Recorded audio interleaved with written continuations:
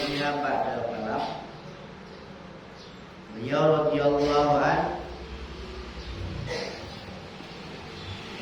telah berkata pada satu pagi Jumat di madrasah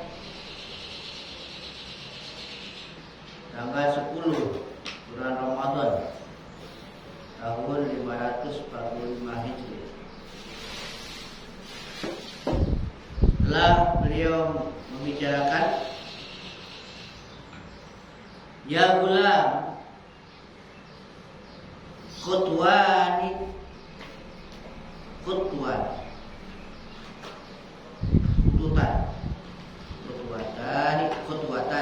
khutwatani, waqad wasalat khutwatun anid dunya wa khutwatun anil ukhra, khutwatun an nafsika wa khutwatun anil khalqi. Utruki hadha zahira wa qad wasalta ilal batini bidayatun summa nihayatun.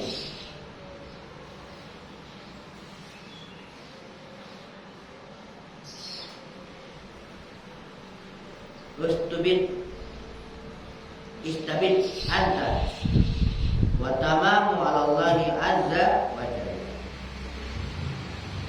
Ya gulam, wahai anak, khutwatan, dua langkah, wa qad wasalta, sungguh kau sampai. Dengan dua langkah kau akan sampai. Kau sampai usul kepada Allah Subhanahu wa ta'ala. Istilahnya istilah usul. Sampai itu sampai kepada Allah. Dalam rangka menempuh taqarrub, mendekatkan diri kepada Allah. Usul nyampe dengan dua langkah. Langkah apa? Khutwatun anid dunya. Satu langkah dari dunia, selangkah dari dunia, meninggalkan dunia. Satu langkah istilahnya meninggalkan dunia. Wa khutwatun anil ukhra, dan satu langkah dari akhirat, meninggalkan akhirat. Dunia ditinggal, akhirat ditinggal, ya langsung ketemu Allah, sampai kepada Allah. Jangan dari besar ya. Secara dari besar ya, tinggalkan itu selangkah dari dunia, selangkah dari akhirat, sampailah kepada Allah. Khutwatun an nafsika, satu langkah dari nafsu engkau, nafsu dari diri engkau sendiri, satu langkah tinggalkan. Wa khutwatun anil khalqi, dan satu langkah dari makhluk. Dibilangnya dua, tapi duanya jadi banyak. Dua. Dunia akhirat, nafsu dan makhluk. Itu diri dan orang lain, makhluk itu. Diri sendiri dan makhluk. Ya, makhluk selain diri sendiri, yang lain dua. Kalau diri sendiri sudah ditinggalkan, makhluk ditinggalkan, ya ketemu Allah. Fana dengan Allah. Jadi diri udah nggak ada lagi, diri udah merasa tidak ada diri, yang ada cuma Allah lagi. Utruk hada zahir, tinggalkan yang zahir. Waqad wasalta ilal batin, tinggalkan zahir, engkau sampai kepada batin. Memang cuma dua. Jadi dua arah, makin jauh dari satu makin dekat ke satu titik, makin jauh dari titik yang satu. Kalau dari timur ke barat, makin dekat ke barat, makin jauh dari timur. Ya, tinggalkan yang zahir, makin dekat kepada yang batin.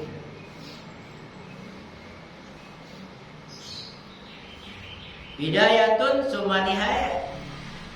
Ada bidayah, permulaan, ya, permulaan start, nihayah, penghabisan, finish. Gitu. Ada permulaan, ada penghabisan.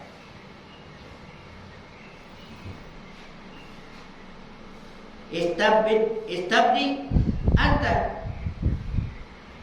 Mulailah engkau. Engkau mulai. Yang mulai engkau. Kita disuruh yang berusaha. Yang mulai engkau.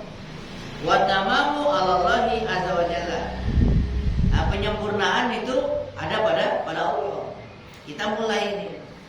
Kita yang menyempurnakan Allah. Engkau mulai. Nanti penyempurnaannya dari Allah.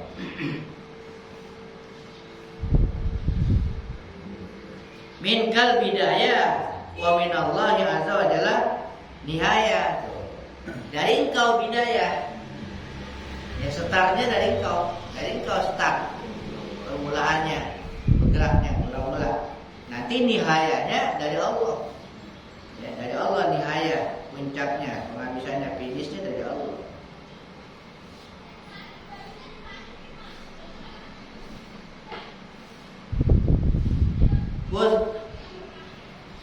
Wazil marra wazabil waqud ala babil amal.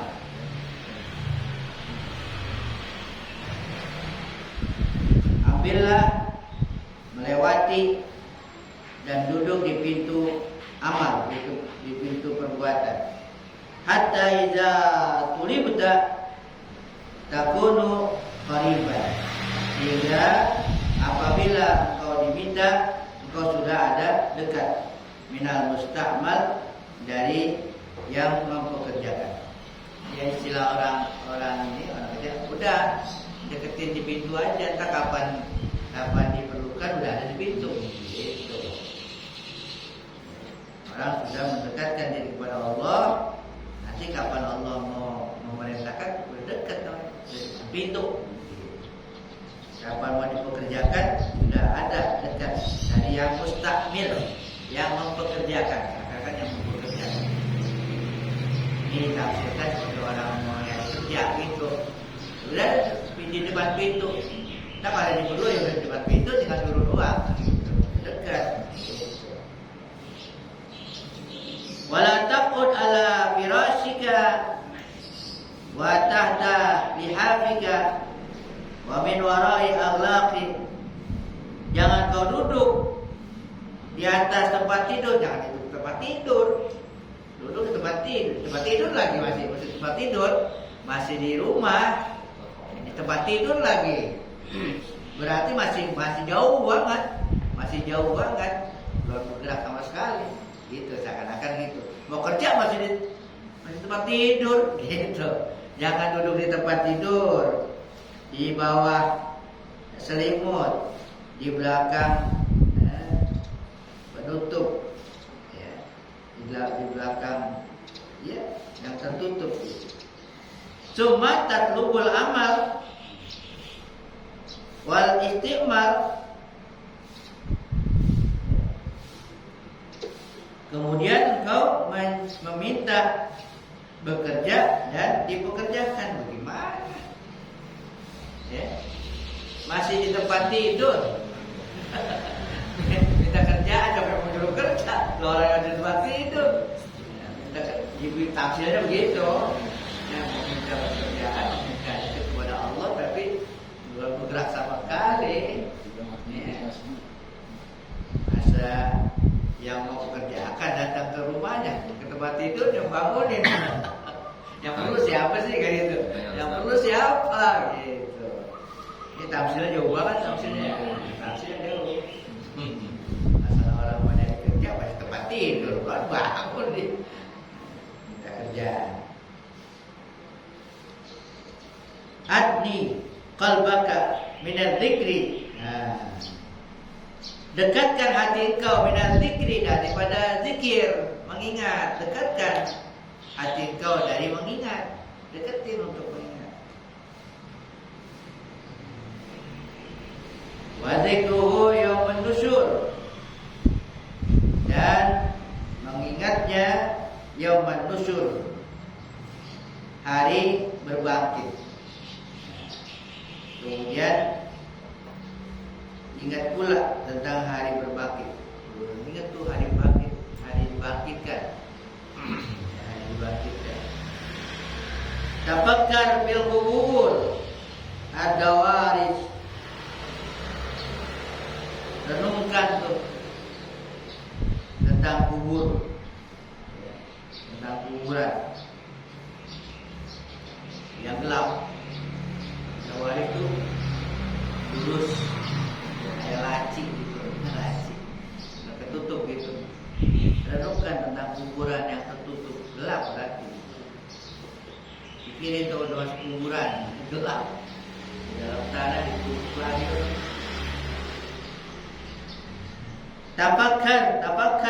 Tafakkur. Kaifa yusyarul haqqu azza wa jalla jami'al khalq. Renungkan juga, pikirkan juga bagaimana al-haq Allah azza wa jalla menghalau, menggiring semua makhluk asyar. Digiring semua makhluk itu di padang mahsyar namanya. Padang yang luas, tempat yang luas, mahsyar tempat digiringnya. Mahsyar itu tempat hasil dari digiring dihalau gitu. Suruh kumpul lapangan. Ada orang besok apel bendera, kumpul lapangan. Hasar. Kalau giring nanti tempat hasar.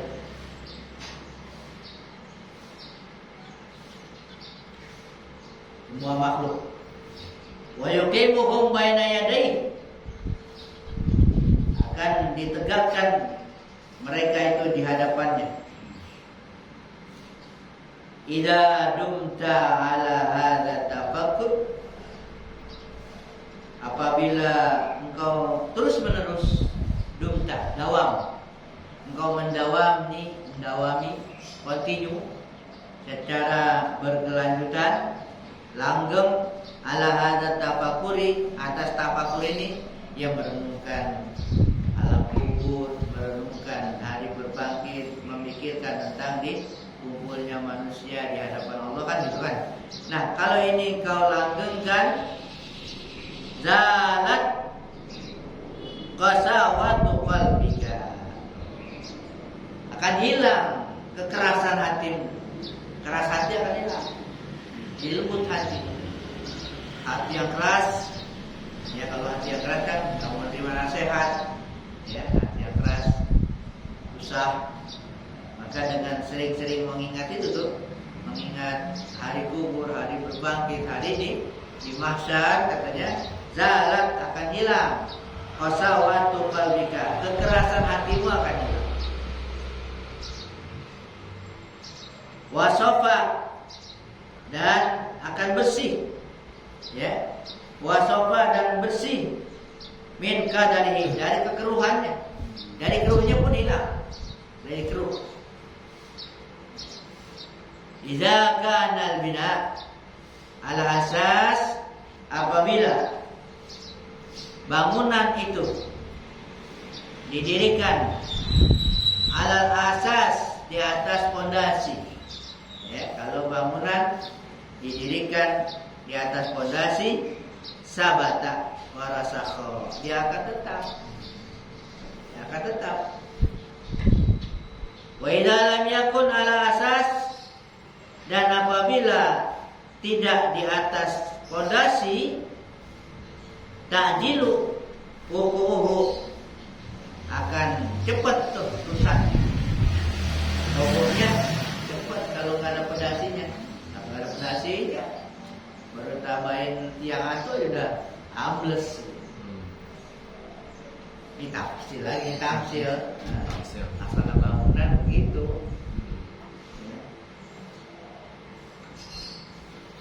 Idza banaita halaka ala ahkamil hukmi zahir. Jadi kesana lagi nih.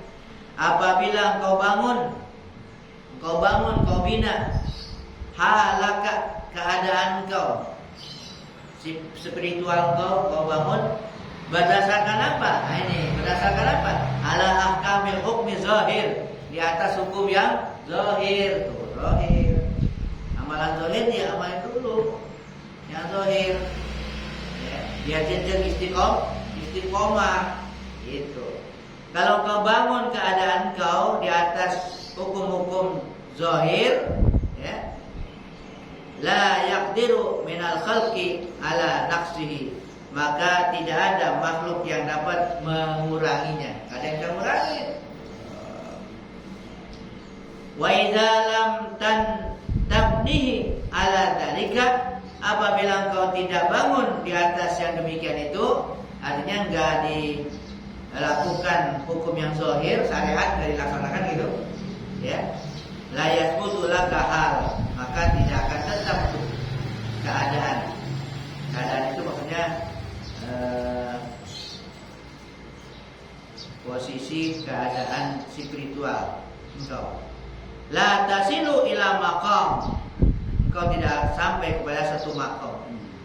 Enggak sampai ke maqam. Maqam dudukan, enggak sampai kedudukan. Keadaan goyang gimana mau sampai ke maqam? Maqam itu kedudukan, bukan maqam. Kuduran bukan, kedudukan. Maqam dalam tingkatan tasawuf. Wala tazalu qulubus siddiqin, dan senantiasa hati-hati orang siddiqin tamakat ka wa tatamanna alla taraka. Kalau begitu hati-hati orang siddiq itu akan memurkai engkau, ya, dan mengangankan Allah taraka, dia enggak lihat engkau. Mau dilihat lagi oleh orang-orang yang siddiq. Kalau tidak didasari hukum syariat itu yang disebut riyadhah dan zikir. Riyadhah itu amalan biasa dilakukan. Salat sunat berbanyak, riyadhah, puasa dan zikir itu menjadi fondasi. Dia akan kuat, rohaninya akan kuat.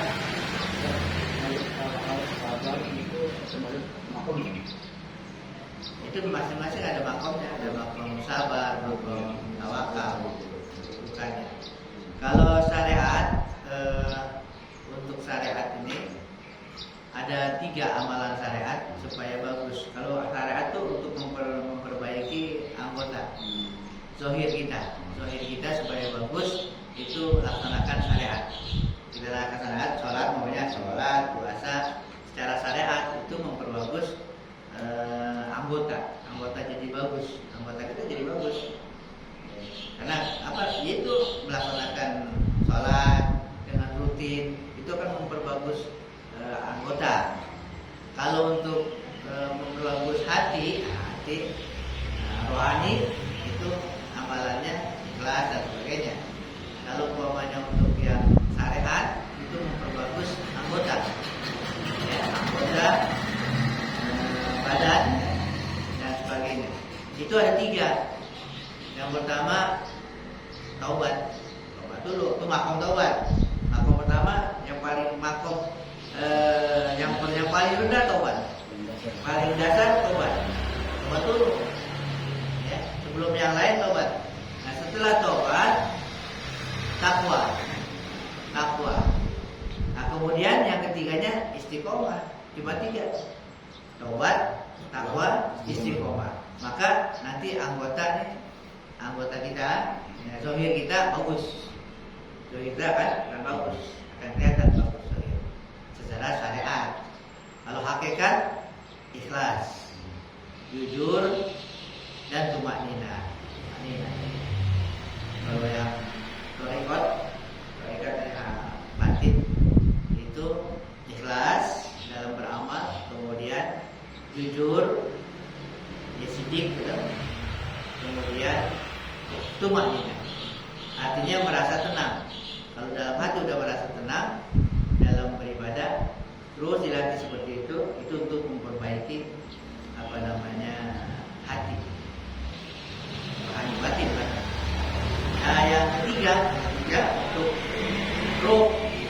ruh jiwa itu ada dua, musyahadah dan muraqabah. Ihsan, ya, merasa melihat Allah, seakan-akan melihat Allah. Dan yang kedua, merasa diawasi. Itu namanya ihsan. Jadi tingkatan itu untuk memperbaiki ruhani akan bagus, ya, dengan musyahadah dan muraqabah. Kalau anggota akan bagus dengan memperbaiki syariat tadi itu. Ya, sholat, ya, rukun syaratnya, sunah-sunahnya itu dilakukan secara banyak gitu kan, diperbanyak, itu memperbaiki anggota yang shahih. Cara yang thariqahnya ya taubat, ikhlas, keikhlasan, kejujuran dan ketenangan hati.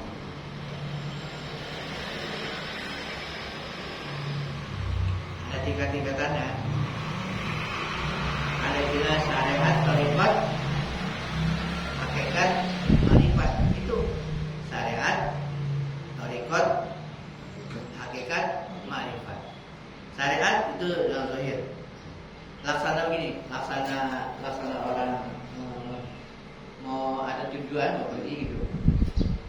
Syariat itu alat. Syariat itu alat untuk dipakai menempuh yang itu. Thariqah itu jalan. Alatnya apa nih? Terus jalannya jalan mana?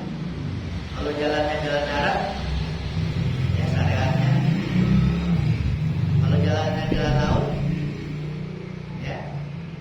ya alatnya apa? Ya kapal. Kalau jalan udara, pesawat gitu. Nah, thariqah itu seperti itu. Thariqahnya ya bisa sholat, bisa apa. Kemudian hakikat itu apa? Hakikat itu tujuan, biar punya tujuan. Tujuannya kemana? Kalau nggak ada tujuannya, ayo kemana? Ngayal. Ya, kadang-kadang yang orang nggak tahu tujuan sehingga muter-muter situ aja, kagak nyampe-nyampe. Ya, alatnya ada, jalannya ada, tujuannya kagak. Nyampe nggak? Ya kagak nyampe, nggak ada tujuannya. Ya sama juga orang sholat, ya sholat dilaksanakan, ya syariatnya sholat terus dilaksanakan perbuatan sholat itu. Tapi kagak ada hakikatnya, kagak nyampe. Hakikatnya mana? Ya hatinya nggak sholat, nggak ingat kepada Allah, nggak tahu tujuan sholat itu apa. Akhirnya cuma sholat itu aja, jungkang-jungking doang gitu.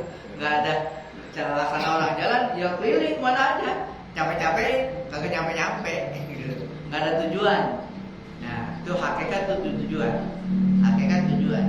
Kalau udah marifat, udah nyampe tujuan tuh marifat. Nyampe tujuan marifat. Artinya udah ketemu dengan Allah Subhanahu. Jangan kewajiban ya. Oh iya, kan seperti itu. Sekedar menggugurkan kewajiban. Untuk dapatkan ini. Itu kan masih tujuan yang rendah, masih rendah kalau itu. Ya, masih rendah. Jadi hakikat ini harus tahu, hakikat itu adalah kita ibadah itu hakikat itu ibadah, bertemu dengan Allah. Ibadah. Mama khalaqul jinna wal insa illa liya'budun itu untuk beribadah kepada Allah, itu hakikat. Apapun yang kita kerjakan di dunia ini hakikatnya adalah beribadah, mengabdi kepada Allah, itu hakikatnya. Biar ngerti. Di antara sholat tujuannya itu mengingat Allah. Aqimi sholat li zikri. Zikri itu mengingat Allah, ketemu dengan Allah. Dengan apa? Dengan hati. Waktu sholat kita bertemu dengan Allah. Kalau hati kita sholat, berarti hati kita ketemu dengan Allah. Ibadah kepada Allah di situ. Sampai dia Nama salah di salah bakal Tamina, ada bakal Tamina, pasti ada bisa dia salah. Kayak ada pada ada proses. Kalau sininya ingin bersumpah pada Allah yang proses ini. Apa? Khusyuk. Ya, dengan Allah dia dengan ada bakal Tamina. Pasti ini bisa dia salah. Kayak ini ada pada proses. Wasta'inu bisa bisabri wassalah. Bainaha la kabiratun ila khashiin. Sini itu berjumpa ya, harapan punya khashiin itu ala khashiin orang yang yakin dia akan bertemu dengan Allah. Ada keyakinan bahwa dia akan mati, yakin dia akan bertemu. Khashiin ya tununa anahu, mereka meyakini dia itu akan bertemu dengan Allah, kematian bisa khusyuk. Ya. Jadi salat itu orang yang khusyuk, orang yang punya keyakinan, baru nggak berat. Kalau nggak punya itu berat salat. Ya berat, itu berat. Kan banyak orang yang nggak sholat, nggak ada hadiah dalam apalagi akhir zaman. Banyak yang nggak sholat, enteng kan? Ya bagi orang yang udah itu. Ya, kita bersyukur kalau kita sholat kita itu rasanya enteng, bersyukur termasuk orang yang khashiin, ya ada keyakinan bertemu dengan Allah. Iya pasti bertemu dengan Allah. Kalau karena mau bertemu dengan Allah, dia jadi agak berat. Jadi perlu apa di hati kita itu keyakinan begitu, nggak sekedar. Kalau mengumpulkan kewajiban berat, wajib itu masih berat jadinya. Aduh berat ini, doa sholat ini kan berat jadinya. Kenapa mengumpulkan kewajiban itu selesai? Alhamdulillah. Tapi begitu kan? Alhamdulillah. Betul-betul kewajiban doa. Jadi kalau mau bertemu dengan Allah itu kan emang belum apa-apa udah siap belum apa-apa mau ketemu. Itu mau ketemu siapa? Lah yang serba maha. Bertemu yang diharapkan. Ya. Nah, ini yang harus dibangun dalam keyakinan, perlu dibangun dalam keyakinan itu. Tidak sekedar saya buat doang ya begitu. Kalau udah ada keyakinan begitu, malah tambah lagi kan yang sunnah. Ya, tambah yang sunnah. Giro yang sunnah. Para wali ada yang 1000 rakaat lah. Ngapa sih? Bukan itunya dia, bukan mau pahala, bukan mau pahala. Udah dia nggak inginkan lagi pahala ganjaran, dia nggak inginkan. Kenapa? Karena dengan sholat itu dia bertemu dengan Allah. Dia lama gitu, banyak dia lakukan itu. Seperti itu. Karena dengan sholat sudah dia bertemu dengan Allah. Artinya kan tawajuh. Wajah tuh wajah dilatih fataras samawat. Itu kan udah menghadap dengan hati, bukan wajah yang bukan, wajah dengan hati. Ngadep gini cuma nggak ngadep. Ngadep gimana? Ngadep kalau hati ngadepnya itu iman merasakan kehadiran Allah itu namanya ngadep. Kalau ini kepala kita adalah kita ngadep yang ngadep. Gitu. Kalau hati ngadepnya itu bukan kita ngadep, itu mana nih hati? Bukan diimani. Ya mengimani hati ini, merasakan hati ini tentang Allah, keberadaan Allah. Kalau hati ini mengimani adanya Allah, keberadaan Allah dalam diri kita, berarti ini lagi hadap dia. Kemana hadapnya? Kemana aja dihadapkan, di situ ada Allah. Wa aina ma tuwallu fasama wajhullah. Kemana saja kamu menghadap, tawallu berpaling, di sana ada wajah Allah. Wajah bukan muka Allah, bukan wajah Allahnya.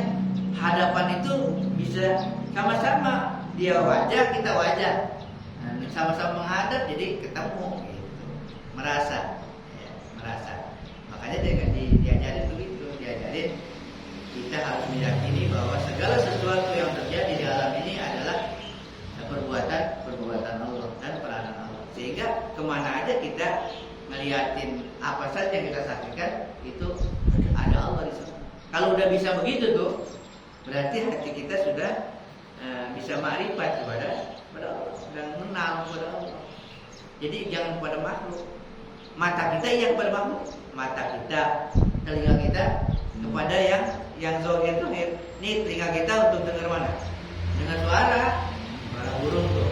Suara yang itu, mata kita untuk melihat yang kelihatan. Yang goib nggak bisa nih katakan, yang gelap nggak bisa. Nah hati lebih luas dia pandangannya. Nah hati ini jangan dipakai untuk lihat yang zahir. Ini buat yang ke Allah, untuk ingat Allah aja nih hati. Jangan dari mata turun ke hati. Dari mata turun, ya capek ntar hati, capek. Hati udah turun ke hati, bayang-bayang di hati, bayang-bayang dah. Nah, lihat ini turun ke hati, kepengen. Lah banyak banget. Keingetan di hati, Allahnya mana? Lupa. Karena dibalik, apa saja yang dilihat, yang diingat Allah. Yang diingat Allah, usahakan begitu.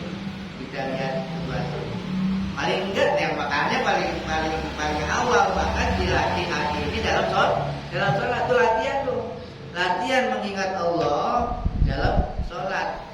Ketika sholat paling enggak berapa menit kita sholat itu fokus latihan untuk mengingat Allah. Entah di luar sholat, ya kalau udah terlatih gampang. Ya, lihat apa nih? Ingatnya Allah. Kita mau ngapain aja? Ya, insya Allah jadi ingat Allah yang kita ingat di hati. Harus seperti itu. Nah, itulah kan ada istilah sholat daim.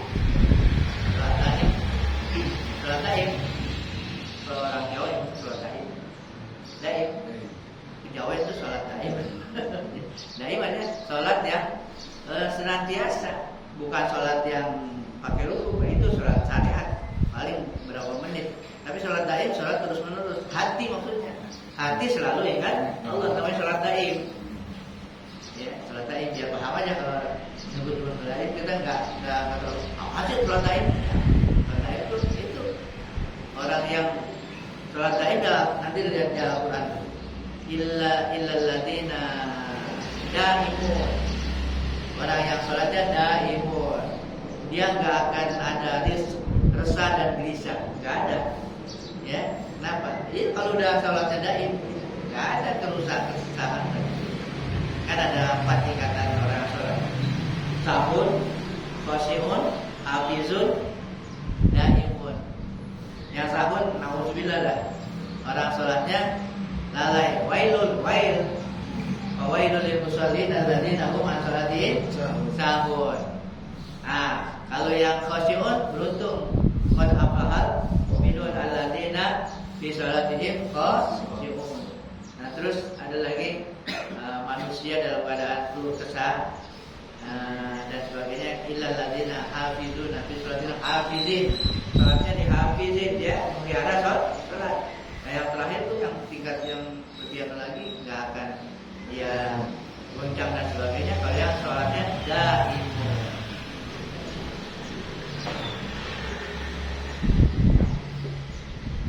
Emang proses ya, proses. Kalau anak-anak ya itu dulu dah. Gerakannya dulu yang penting, gerakannya ditahu. Sholatnya gerakan doang, bacaan doang kan gitu. Berarti terus ya, pakai hati. Kalau orang itu banyak bermanfaat untuk orang lain, tapi mereka belum sholat, berarti masih belum ini ya. Masih belum ini sama Allah. Gimana? Orang bermanfaat untuk orang lain banyak gitu. Tapi mereka masih belum sholat. Itu kalau itu manfaat sosial gitu. Manfaat sosial. Itu hubungannya kepada Allahnya dia belum sholat. Kan sholat itu tiangnya. Iya. Jadi hablum Allahnya mana? Kalau yang zahir itu hablum nas, yang zahir yang sosial dan sebagainya itu hablum nas, hubungan dengan manusia. Kalau misalnya kita belum sholat terasa ada gelisah gimana itu termasuk daim nggak? Misalnya telat dikit, ada telat gitu karena apa gitu? Kadang perjalanan dulu. Gelisah nggak sampai yang melaksanakan itu. Ya itu artinya ada keinginan untuk bertemu dengan Iya. Allah kan seperti itu. Nah, jadi dimulai dari situ. Tapi jangan semata-mata kewajiban.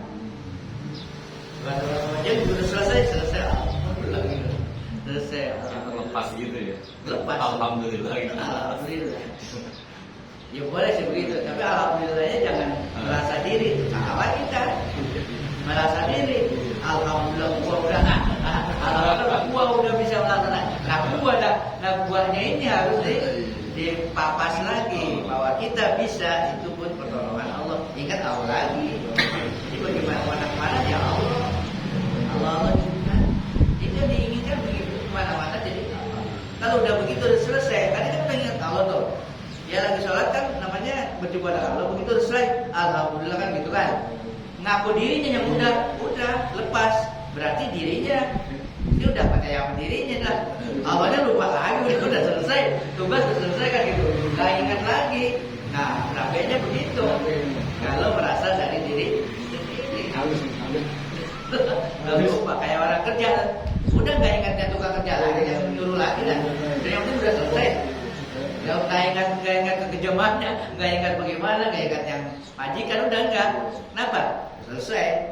Kenapa? Merasa dirinya udah melaksanakan. Tapi kalau umpamanya kita sholat, ya, itu kita bisa melaksanakan, itu pertolongan dari Allah. Jadi ingatnya Allah juga, kemana-mana Allah. Kalau mau manusia kan nggak bisa begitu, nggak bisa. Emang kita kan gitu. Emang kita mau manusia itu suruh kerja, ya kita kerjakan emang kerjaan kita gitu. Bukan dari dia, bukan dari dia kan, bukan dari dia membuat kita kerja. Tapi kalau Allah ya semuanya. Kita bekerja, kita ibadah itu juga dari Allah semuanya, karunia-Nya. Sehingga diri kita ini nggak ada apa-apanya. Dan lebih enteng lagi kalau begitu. Lebih enteng apa? Ya bukan dari diri kita. Kalau dari diri kita berat. Nafsu. Memang kagak mau diajak nafsu. Nafsu kagak mau diajak untuk beribadah pada Allah. Nggak mau. Males. Saya ingat banget itu kata Ustaz 20 tahun yang lalu ya bukan kita nggak akan mampu membaca Bismillah tanpa taufik dan kekuatan dari Allah. Iya, gitu. Nggak mampu. Nah itu harus dibina, dibangun supaya nggak ujub. Kalau ngomong sih boleh, ngomong. Iya saya udah sholat itu boleh ngomong. Di hati jangan. Di hati itu jangan merasa diri yang bekerja. Di hati. Karena hati itu iman. Hati itu cuma Allah aja. Hati itu kita diarahkan kepada tawajuh kepada Allah di hati. Bagaimana janjinya di alam ruh. Alastu birabbikum bala syahidna. Itu kan udah banyak anasir masuk kan gitu. Jadi dibikin lupa hati kita dengan Allah. Jangan dibebankan lagi yang lain. Wallahu a'lam. Dikit kita ada dikit. Iya. Yang penting masuk. Banyak ya Ustaz. Afdhalu dzikri la ilaha illallah Muhammadur Rasulullah la ilaha illallah Muhammadur